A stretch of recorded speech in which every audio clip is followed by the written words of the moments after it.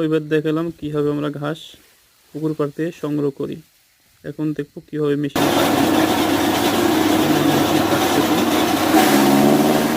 মেশিনে কাটার পরে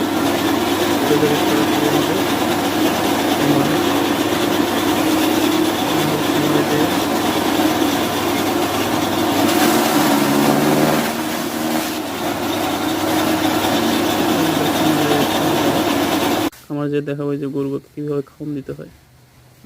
এখানে আমাদের আছে, আমাদের দেশি গরু আছে, আবার সাইওয়াল আছে। দেখেন কি পরিমাণ খাচ্ছে।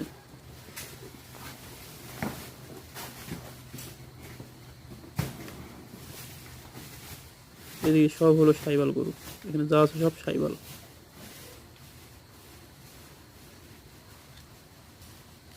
সব সাইওয়াল।